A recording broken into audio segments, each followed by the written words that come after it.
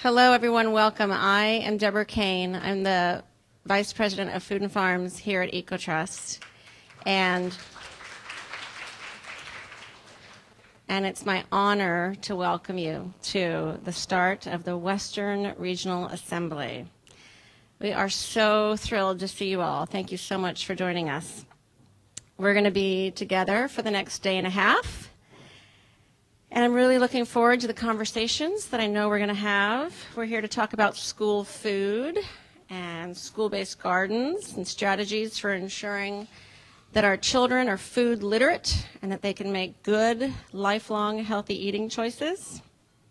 I'm told that the conversations we'll have today are not School Food 101. We're not going to do a lot of the basics. Michelle has assured me that we've actually structured these to be graduate-level courses for the rest of the day and a half that we're together. Because you're here, if you're here, it's because you've been very deeply engaged in this work for a very long time. And so I want to thank you so much for the very, very important work that I know that each of you do as individuals and collectively in your communities. So I'm going to do a round of applause for you guys.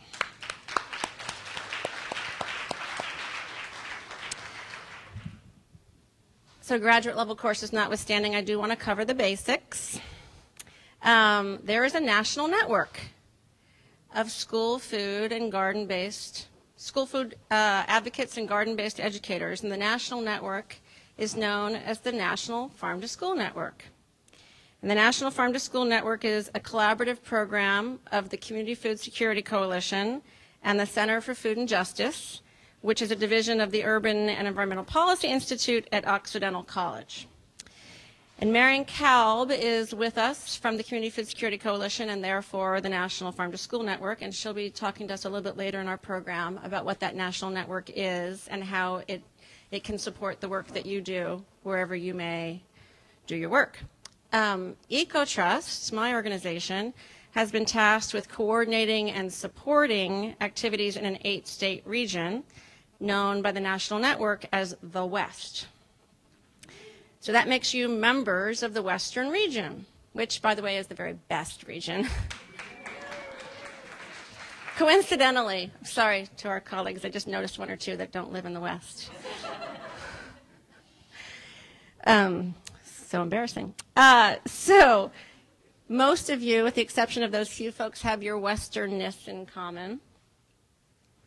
You're also all very interested in positive changes in the school food environment. But for many of you, this might actually be the first time that you've met some folks. You've read their paper, or you've always heard about their work, and you've always wanted to meet them. And I just wanted to reiterate that chances are they're here. And so it's your job over the next day and a half to try to meet as many people as you possibly can. And I think that we've structured the next day and a half in such a way that you would be able to do that. As much as anything, we want you to leave here feeling as though you are part of an effort that's bigger than you or bigger than the community that you might work in. I know that some of you may focus your work at the district level, for example, and others of you might be very focused on statewide efforts in the states that you come from, and still others might be very focused on one school garden at one site. But we want you, at the end of this day and a half, to walk away thinking, how do we think and work like a region? Because we are the Western region. What might we learn from Washington State's recent legislative successes that you could apply in your work in your state? How will Idaho's new Harvest of the Month program inform the Harvest of the Month program that takes place in Oregon? And perhaps most importantly, when can I schedule a site visit to Hawaii?